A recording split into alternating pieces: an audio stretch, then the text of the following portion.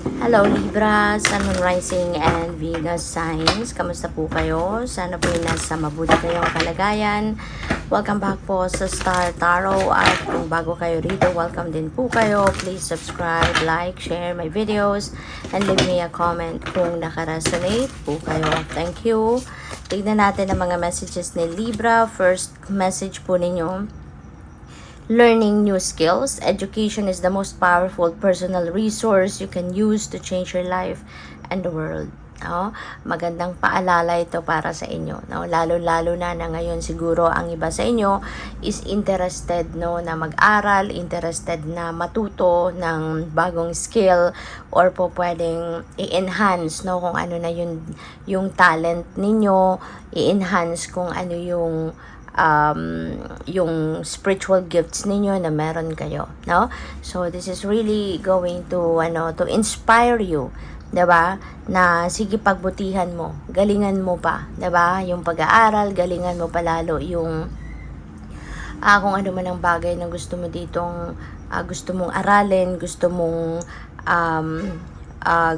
pang matutunan, yung ganon, no?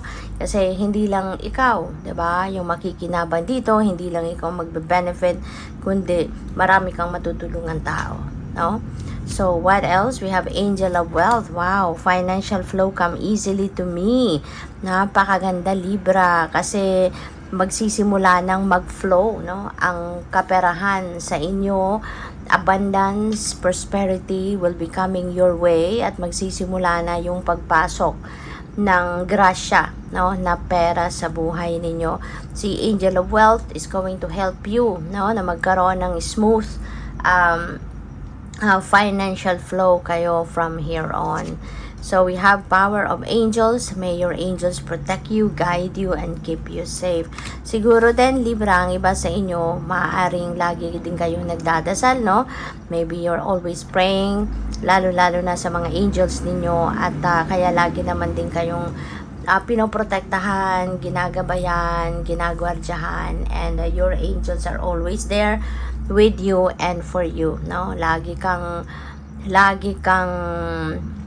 binabantayan ng mga ito. Okay? So, that's really good. At saka, kung kailangan ninyo ng kahit anumang klaseng tulong, huwag kayong mahihiya, or huwag kayong magdalawang isip na tumawag sa inyong mga guardian angels, kasi lagi silang nandiyan dyan, nakahanda yan para sa'yo. So, by the way, maraming salamat for subscribing. And if you haven't subscribed yet, subscribe na po kayo. And also, maraming salamat din po for not skipping the ads. Malaking bagay po yan sa akin. At saka, kung gusto po ninyong mag-join sa membership, no, just click the join button po sa baba ng video. So, we also have King of Cups. Maaring ang iba sa inyo rito is going to deal with, no, Cancer sign, Cancer, Scorpio, Pisces, no, yung water signs. Maybe you are going to be dealing with those people sa ngayon. And pwede rin na ang iba sa inyo is going to you're going to you're going to embody the energy of King of Cups, no? Na siguro si King of Cups kasi very friendly, very sensitive, very intuitive, napakagaling din niyang mag-advise, napakagaling din niya na makinig, no, sa mga problema ng iba, 'di ba? Kasi whenever someone reaches out to King of Cups, no, talagang makikinig siya. Nandiyan yung compassion, kumbaga. So, maaring ang iba sa inyo dito, Libra, ganun ang ganap sa ngayon. Magiging matulungin ka, magiging extra sensitive and intuitive ka. Siguro, may mga tao din na talagang, baka kayo din ay lapitin, ng mga tao na may mga problema. Kaya kung ano man siguro yung mga kunyari, kailangan nila sa buhay, no? Nandiyan sila para para lumapit sa iyo at humingi ng kahit anumang klaseng tulong, at ikaw siguro hindi mo rin naman sila nahihindian, ano? So you are also being compassionate, you are also doing good deeds, no, para sa mga taong itong lumalapit sa iyo. We also have Ace of Wands, no. Ace is a new beginning, so magsisimula ka dito ng bagong ganap, at maaari talaga ng iba sa inyo dito, baka magsisimula ng pag-aaral, magsisimulang hanapin, ano, yung mga impormasyon na gusto mong matutunan, kasi meron ako nasisense dito na curiosity. Maaari ang iba sa inyo is very curious about something, meron kayong interest ngayon na talagang gusto ninyong malaman ang lahat-lahat about it. Gusto ninyong matutunan ang mga ito, gusto ninyong alamin ang mga bagay-bagay, no, about this, parang ganon. So good luck sa'yo, okay? Pwede rin, no, na ang iba sa inyo Libra is going to start siguro a new endeavor. Pwedeng meron kayong bagong business, pwedeng magpo-put up kayo ng bagong enterprise, siguro bagong career, you know, and maybe this is related to your creativity, related sa talent ninyo, sa skills ninyo, yung gagawin ninyo, no? Kaya good luck din sa iyo. Travel also, no? Meron ako nakikitang air travel dito for some of you. Baka kayo ay magbabiyahe via plane, no? Pwedeng international, pwedeng domestic, pwedeng ganon. And we also have the Nine of Wands. Nine of Wands is a energy of energy of the wounded warrior, no? Parang ang iba sa inyo dito, you were on a journey na, alam mo yon, nahihirapan ka na. You were in a journey na alam mo yon, napagod ka na dito sa journey na to.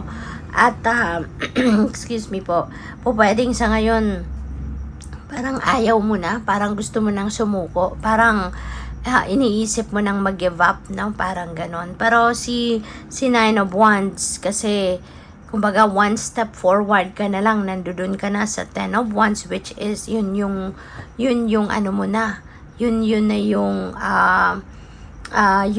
yung kumbaga success mo nandoon na, 'di ba? One step forward ka na lang, makakamit mo na yung tagumpay mo. One step forward ka na lang, makukuha mo na yung success na hinahangad mo sa kung ano man ang inyong ginagawa.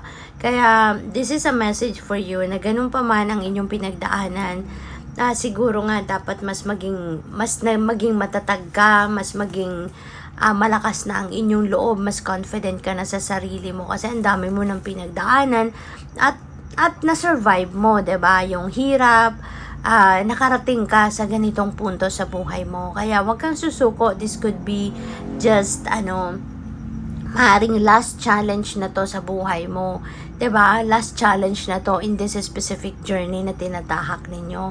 Kaya never give up, kasi sayang, 'di ba? Layo na nang narating mo, tapos bigla aatras ka na. So sayang ng pinaghirapan mo, no? Always remember na hindi ka din mapupunta sa ganito kalayo, 'di ba, na punto sa buhay mo if kung yung journey na to is not for you, 'di ba? Kasi God will not allow you, 'di ba, na sayangin mo yung oras mo. Hindi papayagan ng universe na sayangin ang oras mo, ang resources, ang lahat ng binuhos mo dito sa kung ano man ang pinagkakaabalahan mo rito. Kaya this could be just last challenge na lang sa journey mo na to. Wag mong sukuan, kasi marami ka ng pinagdaanan, marami ka ng napagtagumpayan. Ito pa ba? 'Di ba?